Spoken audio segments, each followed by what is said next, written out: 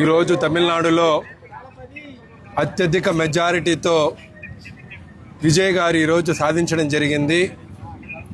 ఇందులో భాగంగా ఈరోజు ఇక్కడ ఉన్నటువంటి తమిళ ప్రజలు, ఆంధ్ర సరిహద్దు ప్రాంతాల్లో ఉన్న తమిళ ప్రజలు, ముఖ్యంగా చంద్రగిరి నియోజకవర్గంలో సుమారు 20 నుంచి 30 వేల మంది తిరుచానూరులో కావచ్చు, పాడిపేటలో కావచ్చు, అదేవిధంగా అక్కడ ఉన్నటువంటి తమిళ ప్రజలందరూ కూడా ఈ రోజున వాళ్ళు విజయంగా మనం భావించుకోవచ్చు.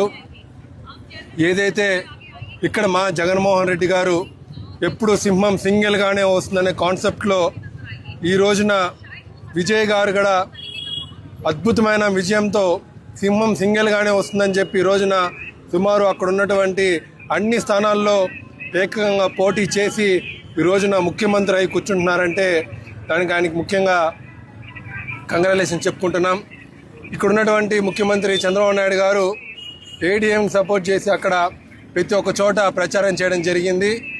ఆయన చేసినటువంటి ప్రాంతాల్లో, నియోజకవర్గాలు అన్ని చోట్ల కూడా ఆయన ఆ పార్టీ ఓడిపోవడం జరిగింది.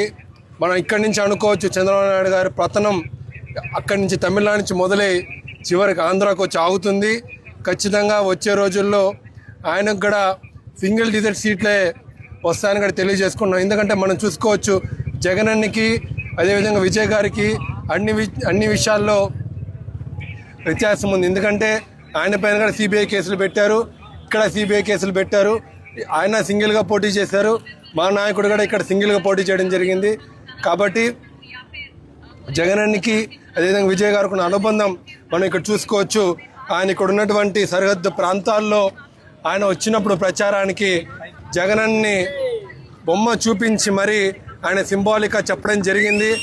ఆయన జగనన్న మద్దతు ఆయనకు ఎప్పుడు ఉంటుందని, ఆయన అదే విజయానికి కారణమని ఈ రోజున చేయడం జరిగింది. కాబట్టి అన్ని సరిహద్దు ప్రాంతాల్లో ఉన్నటువంటి నియోజకవర్గాల్లో టీవీకే ఘన విజయం చేయడం జరిగింది. ఎందుకంటే జగనన్న మద్దతు ఎప్పుడు కూడా విజయ్ గారికి ఉంటుందని ముఖ్యంగా ఇంకోసారి చెప్పుకుంటున్నాం. విజయ్ గారికి మళ్ళీ కూడా విజయోత్సవ సంబరాల్లో శుభాకాంక్షలు తెలియజేసుకుంటున్నాం.